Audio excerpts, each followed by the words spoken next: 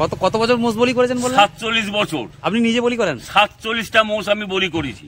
আচ্ছা, স্বাভাবিক আমরা কুম্ভার আছি কিনা সেটা আমরা দেখছি যে কুম্ভার না অন্য কিছু। আশা করি কুম্ভারই হবে না,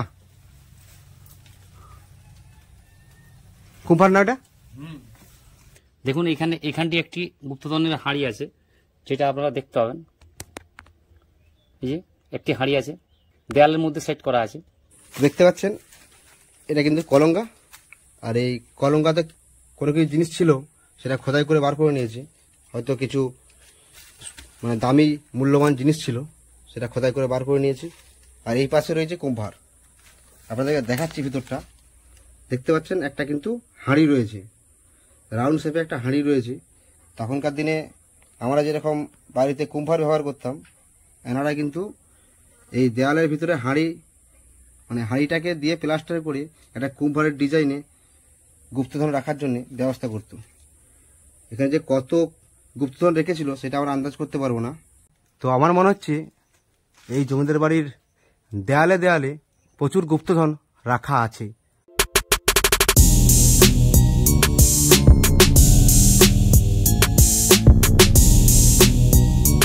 প্রিয় দর্শক বন্ধুরা, আজকেও আপনাদের কাছে একটি নতুন প্রতিবেদন নিয়ে হাজির হয়েছি। আজকে আমরা চলে এসেছি পাত্রসাহেরের হাজরা বাড়ি। তো এখানে রয়েছে গুপ্তধনের রহস্য। পাঁচিলে পাঁচিলে দেয়ালে দেয়ালে রয়েছে গুপ্তধন, যা দেখলে আপনারা অবাক হবেন যে তখনকার দিনে সেই গুপ্তধন কিভাবে রাখা হতো এবং কোন জায়গাতে রাখা হতো। তো সবই দুষ্কৃতীরা হানা দিয়ে লুট করে নিয়ে গেছে। এখন আর কোনো কিছুই নেই, শুধু রয়ে গেছে ভাঙাচোরা ইটের দেয়াল, কিছু অজানা পুরাতন ইতিহাস। তো যাই হোক বন্ধুরা, আজকে আপনাদেরকে দেখাবো সেই গুপ্তধনের রহস্য, যে গুপ্তধন কোথায় রাখা হতো এবং কিভাবে রাখা হতো, আর শোনাবো এখানে টোটাল ইতিহাস। ভিডিওটা সম্পূর্ণ দেখে থাকুন, আর যদি ভালো লাগে তাহলে লাইক দিয়ে চ্যানেলটি সাবস্ক্রাইব করে দেবেন।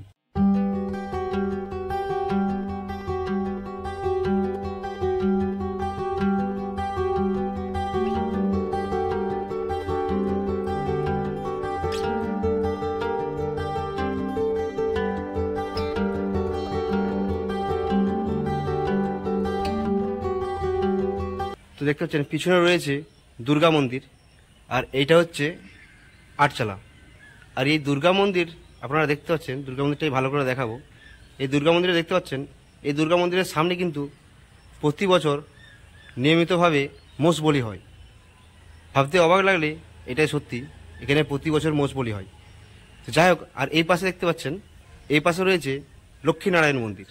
আর ঠিক পিছনে দেখতে পাচ্ছেন, এখানে ঠিক উল্টো দেখবেন, এদিকে রয়েছে মনসা মন্দির, আর ঠিক এই পাশটায় রয়েছে দামোদর মন্দির। তো দুটো মন্দির আমি কাছ থেকে দেখাবো, ভিডিওটা সম্পূর্ণ দেখতে থাকুন। আর এগুলো দেখতে পাচ্ছেন, এই জায়গাগুলো কী ছিল আমি জানি না, তবে এগুলো যত সম্ভব মনে হচ্ছে যেন এগুলো মানে কোনো ভোগ টোগ রাখা হতো, সেরকম কিছু একটা মনে হচ্ছে। ঠিক এই পাশেও রয়েছে, দুর্গা মন্দিরের পাশেও রয়েছে, দেখতে পাচ্ছেন। আর এই লক্ষ্মীনারায়ণ মন্দিরের পাশেই রয়েছে দামোদর মন্দির সহ মা মনসা দেবীর মন্দির। এখানে দেখতে পাচ্ছেন একটি দরজা, এটা হচ্ছে দামোদরের মন্দির। আর এই পাশে রয়েছে মনসা মন্দির, দেখতে পাচ্ছেন। মন্দিরের ভিতরটি এখন কোনো মূর্তি আমি দেখতে পাচ্ছি না, তবে এটি কিন্তু মনসা মন্দির। ভিতরে মূর্তি আছে কিনা সেটা আমি বুঝতে পারবো না, কারণ ভিতরটি খুবই অন্ধকার, আর ভিতরে যাওয়াটা উচিত হবে না। দুর্গা মন্দিরের সামনেই রয়েছে 8টি শিব মন্দির, আর এই শিব মন্দিরের সামনেই রাসমঞ্চ রয়েছে, খুবই একটা বড় রাসমঞ্চ।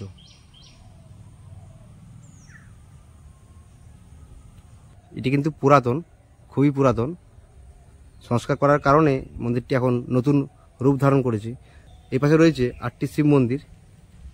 তো এই শিব মন্দিরগুলো কিন্তু সংস্কার করা হয়েছে, নানা রকম রং কালার দিয়ে শিব মন্দিরের সৌন্দর্যটাকে ফুটিয়ে তুলেছি, আরও সুন্দর লাগছে। দেখতে পাচ্ছেন একটা বিরাট বড় জলাশয়। এই জলাশয়টি কি নাম আমি জানি না, তবে এই জলাশয়টাকে বাঁধ বলে। আর এখানেই মায়ের যে মূর্তি এই জলাশয়তে বিজয়া দশমীর দিনে বিসর্জন করা হয়। এখানে ঘাট রয়েছে, একটি সান বাঁধানো ঘাট রয়েছে। তো এই ঘাটেতেই মায়ের মূর্তি বিসর্জন করা হয়। খুবই বড় একটা জলাশয়। এই জলাশয়টি মন্দিরের পাশেই রয়েছে। তো আমরা তিনজন সেই পুরাতন বাড়ির দিকে যাচ্ছি, যেটা হচ্ছে আসল ফন্ট। চলে এসেছি কাছাকাছি।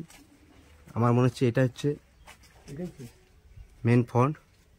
তো যাই হোক, রোদের তাপটা একটু বেড়েছে, সে কারণে আমি ওইদিকে ফোনটা দেখাতে পারছি না। আর খুবই ঝোর জঙ্গল হয়ে গেছে, প্রচুর আগাছা হয়ে গেছে। আর এখানে শেষ না? আচ্ছা, এখানে শেষ। ওইদিকে ভাঙা বাড়ি শেষ নিয়ে এসছো না? আচ্ছা, ভাগ হয়ে গেছে। আচ্ছা, এই বাড়িগুলো থাকেনি তখন? থাকেনি। আচ্ছা, তো আপনাদেরকে জয়িন্দের বাড়ির ভিতরটা দেখাবো। আমরা প্রবেশ করব।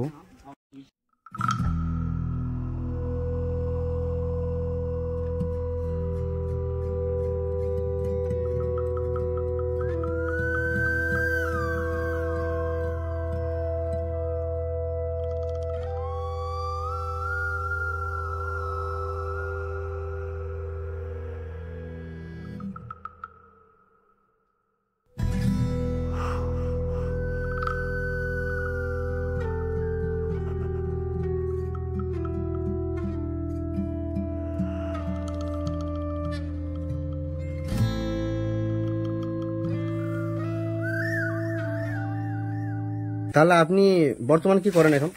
এখন আমি রিটায়ার প্রাথমিক শিক্ষক ছিলাম পাত্রসার 20 প্রাইমারি স্কুলে। আচ্ছা, 15 বছর রিটায়ার করেছি। আচ্ছা, 15 ইয়ার্স হেডমাস্টার ছিলেন? হেডমাস্টার ছিলাম। আচ্ছা আচ্ছা, দেখতে এইখানে টাকা পয়সা রাখতে এক জায়গায় দেখবেন কলঙ্গা হাতে ঘর আছে। টাকা পয়সা রাখতো? হ্যাঁ, ওই দিকটা দেখো, ওই দিকটা কলঙ্গা থেকে কলঙ্গা রয়েছে, এখানে একটা কলঙ্গা রয়েছে। হ্যাঁ, এখানটাই। তখন তার ব্যাংক ফ্যাংক থাকে না। আচ্ছা, এখানে টাকা পয়সা রাখতো? গুপ্তধন এইটুকু জায়গার মধ্যে ওই রকম প্রত্যেক কলঙ্গা কলঙ্গাতে। আচ্ছা, বহু জায়গায় ছোট ছোট। তো আমরা এই জমিদার বাড়ির মানে জমিদার বাড়ির ফ্রন্টটা কিন্তু পূর্ব মুখে রয়েছে। আর এই পূর্ব মুখের আমি কিন্তু ডান সাইডে রয়েছি। এই ডান সাইডের যে রুমটি রয়েছে, এই রুমটাতে একটা খুব পুরাতন দেয়ালের মধ্যে হাঁড়ি দেখতে পেলাম। সেই হাঁড়িতে নাকি গুপ্তধন রাখা হতো। দেখতে পাচ্ছেন এই পাশে কিন্তু একটা কলঙ্গা রয়েছে। আর এই কলঙ্গার পাশে ছোট্ট একটা যাই গর্ত বলা হয়, সে গর্ত রয়েছে, ছোট্ট একটা গর্ত রয়েছে। আর সেই গর্তের ভিতরে একটা বড় হাঁড়ি রয়েছে। আর সেখানেই রাখা হতো গুপ্তধন। দেখাচ্ছি আমি জায়গাটা। দেখতে পাচ্ছেন এটা কিন্তু কলঙ্গা। কোনো কিছু জিনিস ছিল সেটা খোদাই করে বার করে নিয়েছে। হয়তো কিছু মানে দামি মূল্যবান জিনিস ছিল, সেটা খোদাই করে বার করে নিয়েছে। আর এই পাশে রয়েছে কুম্ভার। আপনাদেরকে দেখাচ্ছি ভিতরটা। দেখতে পাচ্ছেন একটা কিন্তু হাঁড়ি রয়েছে, রাউন্ড শেপে একটা হাঁড়ি রয়েছে। তখনকার দিনে আমরা যেরকম বাড়িতে কুম্ভার ব্যবহার করতাম, এনারা কিন্তু এই দেয়ালের ভিতরে হাঁড়ি মানে হাঁড়িটাকে দিয়ে প্লাস্টার করে একটা কুম্ভারের ডিজাইনে গুপ্তধন রাখার জন্য ব্যবস্থা করত। এখানে যে কত গুপ্তধন রেখেছিল সেটা আমরা আন্দাজ করতে পারবো না। এমনও হতে পারে কেজি কেজি সোনা গয়না টাকা পয়সা রেখেছিল। দুষ্কৃতীদের হামলাতে সেই সব জিনিস এখন আর নেই, নিয়ে চলে গেছে চুরি করে। বুঝতে পারছেন তখনকার দিনে বর্গীদের হামলা, দুষ্কৃতীদের হামলাতে এসব জায়গাতেই তখন জমিদাররা বা রাজারা বেশিরভাগ টাকা গয়না গুপ্তধন সব কিছুই রাখতো।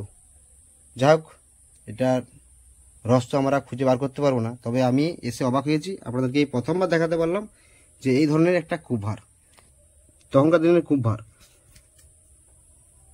পুরো কুম্ভারটি রাউন্ড শেপ আকারে, খুবই ভালো লাগলো। দেখি এর পরের রুমটাতে আমি যাওয়ার চেষ্টা করব। পরের রুমটি যাচ্ছি। আর এখানে একটা কিন্তু ছোট কলঙ্গা রয়েছে। আর এখানে শালকাঠ ব্যবহার হয়েছে ছাদটিকে ধরে রাখার জন্য। সেই শালকাঠ কিন্তু এখন আর নেই। হ্যাঁ,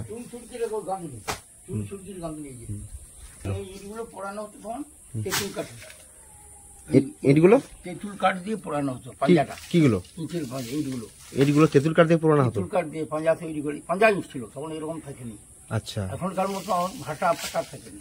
আচ্ছা আচ্ছা, তখন পাঞ্জা মানে এই ইটগুলো তেঁতুল কাঠের আঁচ দিয়ে পোড়ানো হতো। হ্যাঁ, থিকনেস কম, দেখতে পাচ্ছেন তো আচ্ছা আচ্ছা, এইগুলো। থিকনেস কম হয়।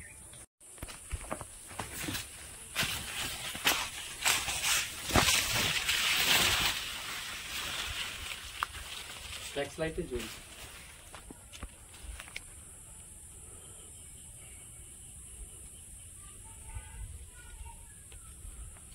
আচ্ছা, কোন দিকে গেছো? ওই দিকে ঘুরে ঘুরে আচ্ছা, এখানে এটা কি? খুব সাবধানে আসবে। এখানটাতে কি আছে? যা আছে আমরা দেখছি পুরো, কিন্তু খুব সাবধানে আসবে। আচ্ছা, আমি যাচ্ছি আস্তে আস্তে। কারণ ওখানেতে পুরোনো ইট ভাঙা পড়ে রয়েছে রিসেন্ট।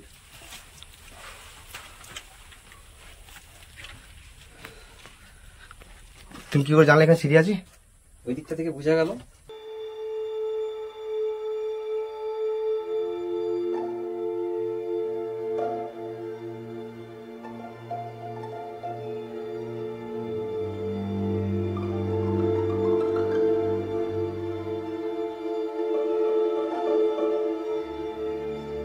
তো আমরা কিন্তু উপরে ওঠার পর ওই কূপভাড়ের ডিজাইনের মতনই সেম, কিন্তু ওখানে একটা ছোট্ট একটা গর্ত রয়েছে।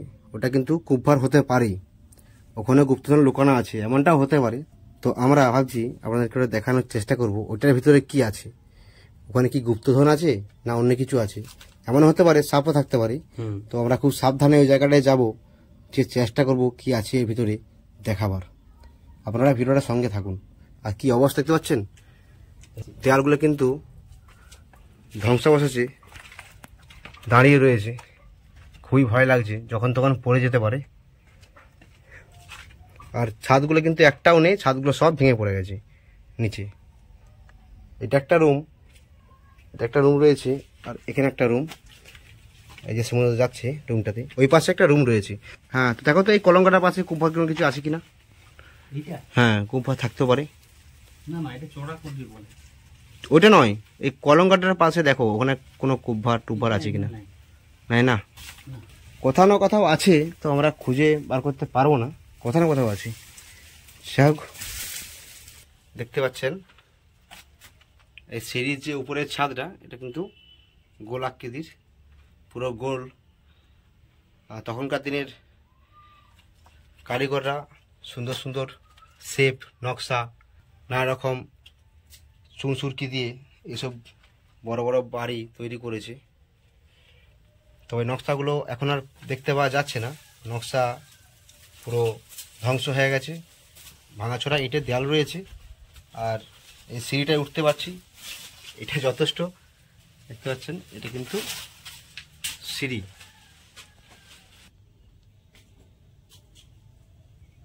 তো আজকে আমরা সম্পূর্ণ গুপ্তধনের সন্ধানে চলে এসেছি। ছোটটাও কিন্তু অনেক গর্ত রয়েছে, গর্তগুলো খাটে ঢুকি দেখবো কি আছে ভিতরে। খুব সাবধানে। সাপও থাকতে পারে।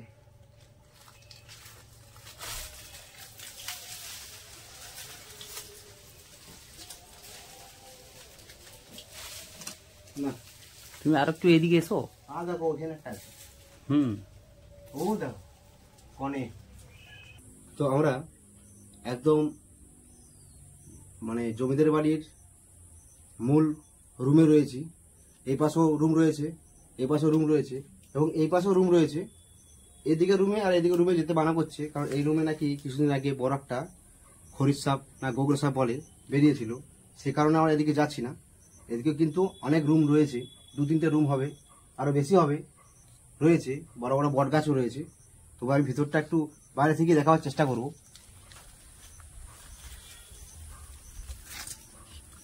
দেখতেই পাচ্ছেন কিরকম ঝোড় জঙ্গল হয়ে গেছে, আর সেই ভাঙাচোরা ইটের দেয়াল খুবই খতরনাক হয়ে রয়েছে।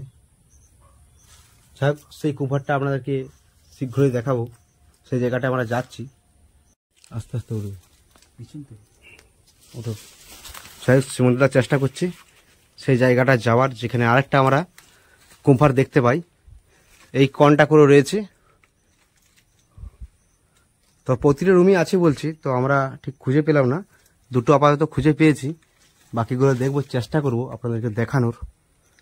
তো আমার মনে হচ্ছে এই জমিদার বাড়ির দেয়ালে দেয়ালে প্রচুর গুপ্তধন রাখা আছে।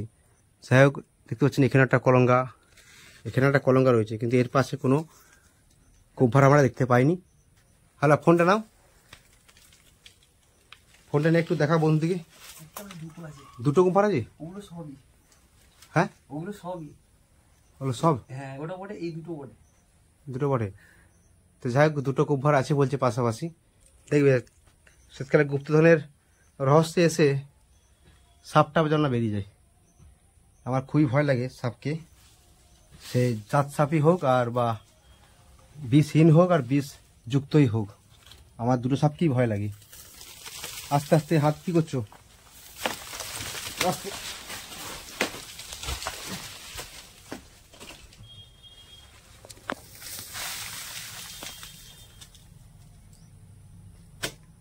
কুম্ভারটা পরিষ্কার করা হচ্ছে। তো এখানে একটা কুম্ভার রয়েছে, এই যে এই একটা কুম্ভার আর এই পাশে একটা কুম্ভার রয়েছে। যাই হোক, আমি খাঁটি ওটাতে চেষ্টা করলাম যে খাঁটি ঢুকিয়ে দেখবো যেটা কুম্ভার না কোনো গর্ত বটে। তো এটা কুম্ভারই হবে। এটা কিন্তু একটা কুম্ভার, দেখতে পাচ্ছেন, সোজা করে তাকান, কুম্ভারটা দেখতে পাবেন। আর সুগন্ধাটা পরিষ্কার করছে কুম্ভারটা। ওই কুম্ভারটা পরিষ্কার বুঝতে পারছেন না যে হাড়ি আছে বলে? আচ্ছা, এটা বিরাট বড় হাঁড়ি।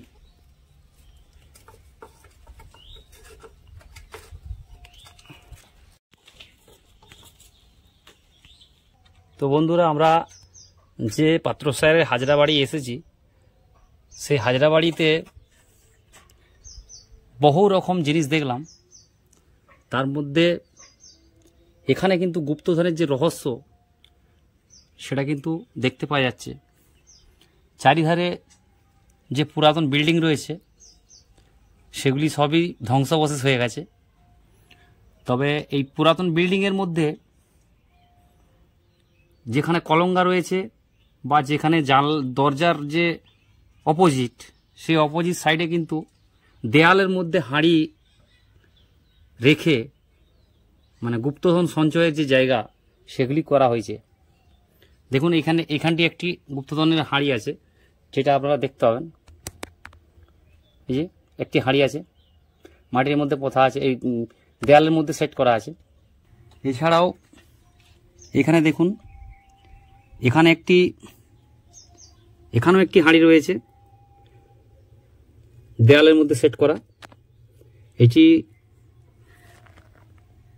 এটির মধ্যে যে সমস্ত গুপ্তধন ছিল সেগুলি হয়তো ওনারা বার করে নিয়েছিলেন, নয়তো কোনো দুষ্কৃতীরা হয়তো এই সমস্ত গুপ্তধন লুট করে নিয়ে গেছে।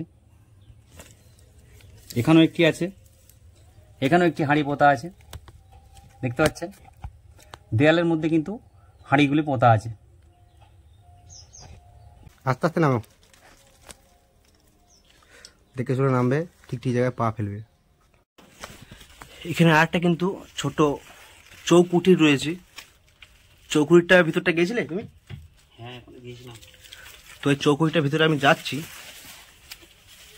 এটা হচ্ছে মিডিল রুমের এক কোণে এই চৌকুঠিটি রয়েছে, দেখতে পাচ্ছেন কি অবস্থা। এমনও হতে পারে এখানে গুপ্তধন রাখা হতো, দেখতে পাচ্ছেন। এটা হচ্ছে একটা চৌকুঠির, এই চৌকুঠিরও গুপ্তধন রাখা হতো।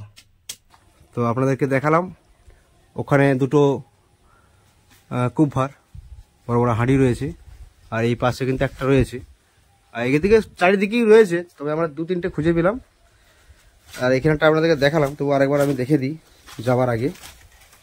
দেখতে পাচ্ছেন একটা কিন্তু কুম্ভার। তো এরপর আমরা এখান থেকে চলে যাব দুর্গা মন্দিরে। মন্দিরটি সম্পূর্ণ নকশাযুক্ত, প্রচুর নকশা রয়েছে মন্দিরের দেয়ালে এবং আনাচে কানাচে, খুবই সুন্দর সুন্দর নকশা রয়েছে। এবং নকশাকে সৌন্দর্য করার জন্য দেখতে পাচ্ছেন সরু সরু লোহার পাতকে ব্যবহার করেছে। এগুলি কিন্তু লোহার পাত। আর এই মন্দিরের ঠিক সামনে দেখতে পাচ্ছেন খুব সুন্দর একটা নকশা, বড় নকশা। মন্দির এখন তালা দেওয়া আছে, মন্দির সবসময় খোলা হয় না, দুর্গাপুজোর আগে খোলা হয়। দেখতে পাচ্ছেন মন্দিরের তালা দেওয়া আছে। তো এই জমিদার বাড়ি ঘুরতে ঘুরতে আমরা একজন এই জমিদার বাড়ির অংশীদারকে পেয়েছি। এনার নাম হচ্ছে শ্যামাপ্রসাদ হাজরা। তো এনার কাছ থেকে আমরা জেনে নেব এই জমিদার বাড়ির টোটাল ইতিহাস, আর সেই ইতিহাস আপনাদের কাছে তুলে ধরবো। ভিডিওটা সম্পূর্ণ দেখতে থাকুন, আর যদি ভালো লাগে তাহলে লাইক দিয়ে দেবেন। আচ্ছা, তাহলে আপনি এই জমিদার বাড়ির একজন অংশীদার। হ্যাঁ, আমি আচ্ছা। অংশীদার একজন। এই জমিদার বাড়িটা কত সালে পুরনো হতে পারে? পুরনো বলতে আমরা বলি, আমরা অ্যাকচুয়ালি ছিলাম যখন অবিভক্ত বাংলা, হ্যাঁ, তখন মানে পূর্ববঙ্গে ছিলাম বহু আগে। সেই সময়ে যখন হয় বর্গী আক্রমণের সময় ওখান থেকে আমাদের চলে আসে ওদের অত্যাচারে একজন পুরোহিত, আমাদের হাজরা বংশের একজন, দামোদরকে গলায় নিয়ে ওই দামোদরের মন্দির দেখছেন ভগ্ন এসে এখানে প্রতিষ্ঠা হয় এবং বিষ্ণুপুর রাজার কাছে আশ্রয় নেয়। তখন রাজা ছিলেন 1748 খ্রিস্টাব্দ, রাজা চৈতন্য দেব সিংহ, চৈতন্য সিংহের আমলে। এবং সেখানে আমাদের কাজ 4 জন আমাদের এসছেন, আমাদের বংশের 4 জন আছে, বড়, মেজ, সেজ, ছোট, 4টি ছেলে। নন্দরাম, সাহেবরাম, গিরিধারী, আচ্ছা, ওনারাই কি হরিশ্চন্দ্র বলি। নন্দরাম ছিল, নন্দরাম, সাহেবরাম, হ্যাঁ, যেহেতু গিরিশচন্দ্র আর হরিহর, এই যে 4 জনের নাম বলছি, এই 4 জনই আমাদের 4 বাড়ি, 4টে অংশীদার, বড়, মেজ, সেজ, ছোট। এই মা দুর্গার যে পুজো হয়, পুজোয় 4 বাড়ি অংশীদার। মহাসপ্তমীর দিনটা বড়দের পালা পড়ে, সমস্ত পালা করে বড়রা, মেজরা পরে ওই যেটুকু মেজ ছেলে তাদের বংশধররা, সেজ ছেলে বংশধররা রোটেশনে পালা পড়ে মায়ের ভোগ করে সেই সন্ধিক্ষণটা। আর নবমীর দিন করে ছোটরা, অর্থাৎ আমাদেরও রোটেশনে পালা পড়ে। এইভাবে এইটার অংশীদার মা দুর্গারও 4 বাড়ি। এছাড়া এই সমস্ত দামোদর, লক্ষ্মীনারায়ণজি, যে সমস্ত সদাবর্ত আছে সেগুলো হয়, আর এইগুলো নিত্য পূজা হয়। এই সমস্ত প্রতিদিন দুবেলা পুজো হয় এইগুলো। এছাড়া রাস মন্দির আছে ওখানে, আর ওখানে অষ্টশিবের মন্দির আছে।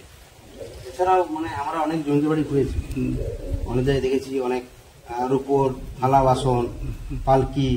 আমাদের সেই সবগুলো আছে, পালকি, থালা বাসন বেশিরভাগ। কালঞ্জয় বলে ওখানে আছে, ওই ঠাকুর আমাদের হাজারা দিদি, কালঞ্জয় তলায়। আচ্ছা, এবং কালঞ্জয় গাজন হয়, হ্যাঁ, সেটাও আমাদেরই, হাজারা দিদি। ওইখানে বেশিরভাগই বাসন কুসন সব কিছু, পালকি ফালকি সব কিছু আছে। আচ্ছা, ওখানে আছে। ওখানে আছে। ওখানে আমরা একজন নিয়োগ করে দিয়েছি দেখাশোনার জন্য দায়িত্ব। আর মায়ের গয়নাগাটি মানে এখন মায়ের গয়নাগাটি আছে আমাদের, আচ্ছা, জায়গা আছে সব। আমরা ব্যাংকে ট্যাঙ্কে রাখি, পুজোর সময় নিয়ে আসি, আচ্ছা, আবার ব্যাংকে রেখে আসি। আচ্ছা, ব্যাংকে রাখা হয়, হ্যাঁ, ব্যাংকের লোকালে রাখা হয়। আচ্ছা, ধন সম্পত্তি কিছু এখন রয়েছে, জমি জায়গাগুলি আছে। তুমি আমি শুনলাম নাকি 1000 বিঘে জমি ছিল। ওই যেটা বলছি নন্দরাম দিয়ে, নন্দরাম আমাদের অ্যাকচুয়ালি টাইটেল কিন্তু চক্রবর্তী। আচ্ছা, এবারে ওই এসে আমাদের বিষ্ণুপুর রাজা চৈতন্যদেব হ্যাঁ, সিংহ, উনি আমাদের কয়েক হাজার একর জমি আর দিয়ে সৈন্য পরিচালনার দায়িত্ব দিয়েছিলেন। আচ্ছা, আর কয়েক হাজার একর নিষ্কর জমি আচ্ছা, উইদাউট রেন্ট দিয়ে জমি আমাদেরকে দিয়েছিলেন, কয়েক হাজার একর। এবং সেই জমি আমাদের খাজনা খাজনা লাগতো না, সেই জমি আমাদের। আর এই সমস্ত ল্যান্ড জমি, যে জমিটা মা দুর্গার এখন রয়েছে বলছি, কিন্তু ওই সামান্য ইনকাম আমরা পাই, বর্গা হয়ে গেলে যেটা হয় আর কি। এইভাবে পরিচালনাটা আমরা করি এখন। আর পালা ভাগ আছে, ইন্ডিভিজুয়ালি পালা, জেনারেল খরচ ওইগুলোর থেকে হয়। যেমন মোষ বলি, মোষ কিনতে হয়। আচ্ছা, মোষ বলি কি এখানে হয়? এখানে 2টো মোষ বলি হয়। আপনি পুজোর যে রীতিনীতি নিয়মটা আপনাদের যেটা এখনো আপনাদের বাজায় আছে, সেই সম্বন্ধে আপনি বলুন। পুজোর রীতিনীতি বজায় বলতে ধরুন আমাদের মহাষষ্ঠী, যেটা আর একটু পিছনে গেলে আমাদের হয় কি বোধন আসার দিন থেকে শুরু হয়, 14-15 দিন চণ্ডী পাঠ হয় এই দামোদর মন্দিরে 15 দিন করে।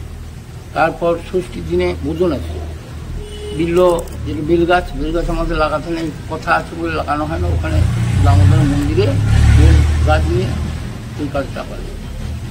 তারপর সপ্তমীর দিন নবপত্রিকা উঠে, ওই দিদির থেকে যে ঘাটটা দেখলেন ওই ঘাটের থেকে নবপত্রিকা উঠে, ওঠার পর ঘটস্থাপন হয়। এখানে কলাবউ, সেই কলাবউর পুজো হয়।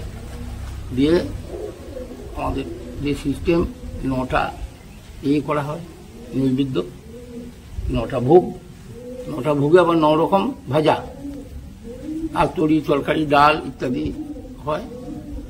আবার ওই ভোগও বিতরণ হয় আমাদের, আবার সিস্টেম আছে কি বিতরণ, যে 9টি ভোগ 2টি বড়দের ঘরে বিতরণ করা হয়, 2টি মেজোদের ঘরে 4টি, 2টি সেজোদের ঘরে 6টি, হ্যাঁ, এটি বড়দের দৌত্য 7টি, এটি মেজোদের দৌত্য 8টি, একটি পালিওয়ালা, এই 9টি। এইভাবে সপ্তমীর দিনে হয়।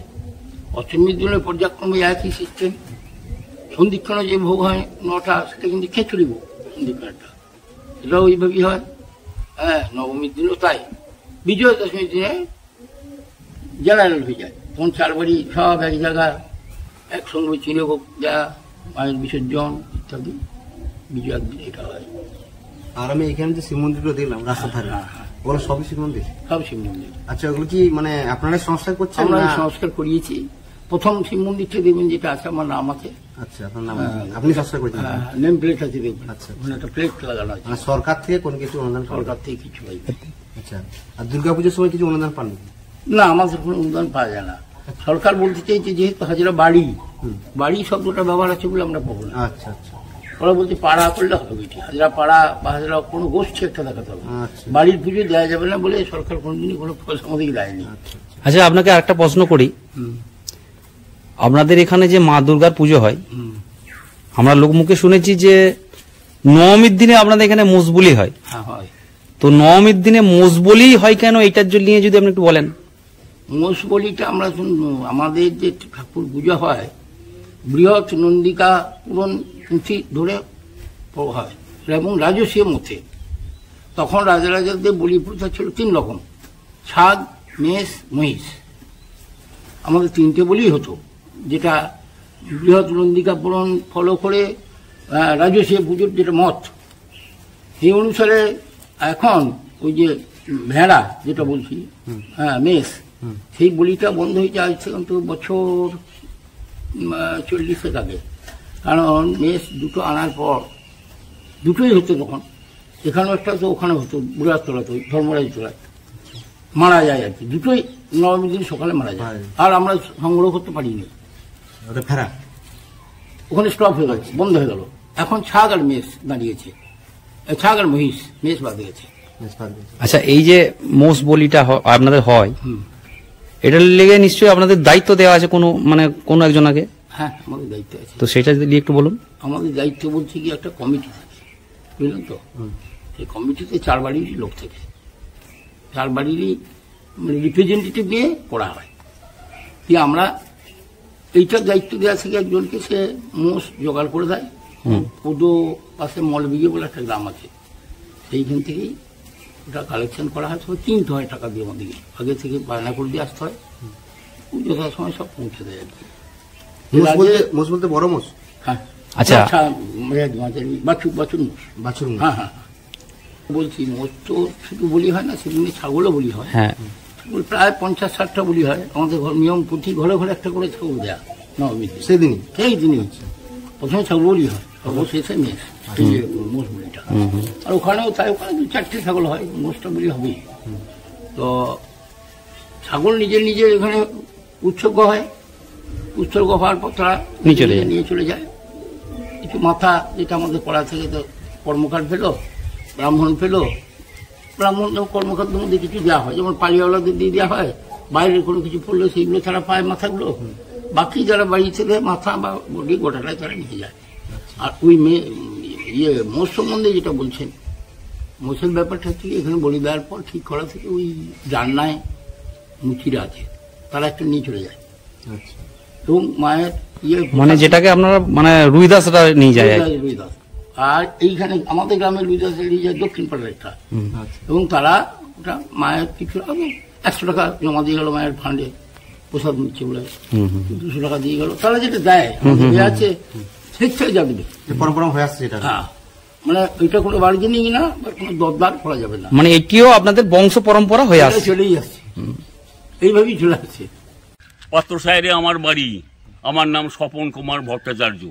দীর্ঘদিন আমি কালিঞ্জরের গাজনের 5 ভক্তে বা শির বা মূল সন্ন্যাস আমি হয়ে আসছি।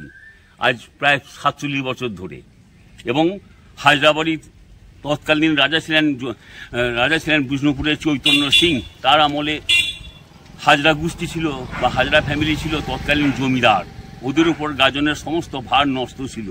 এবং আমি 47 বছর আমি গাজনের কালঞ্জয় মহাদেবের গাজনের আমি ভক্ত হয়েছি এবং এখানে 47 বছর আমি এখানে মোষ বলি করেছি। বলো আর কি প্রশ্ন আছে বলো। কত বছর মোষ বলি করেছেন বললেন? 47 বছর। আপনি নিজে বলি করেন? 47টা মোষ আমি বলি করেছি। আচ্ছা, জমিদার বাড়িটা কত সালে পুরনো হবে? 500-700 বছর আগে কারা হবে নিশ্চয়ই। আমার দাদু 92 বছর বয়সে মারা গেছেন, বাবা মরেছেন 89 বছর বয়সে। তাহলে তাদের আরো নিশ্চয়ই 200-400 বছর আগেকার ঘটনা আছে। আপনি কি মানে এই জমিদার বংশ? না, আমরা অন্য ব্রাহ্মণ।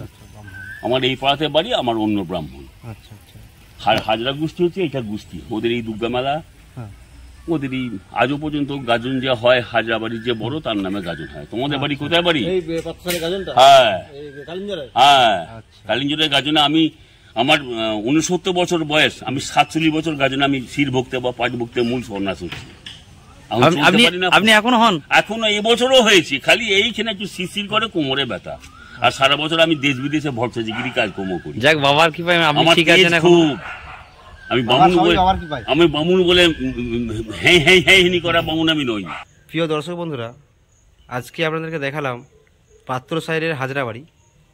তো তখনকার দিনে এখানে সমস্ত কিছুই ব্যবস্থা ছিল এবং কি অনেক কিছু মন্দিরও রয়েছে আপনাদেরকে দেখালাম।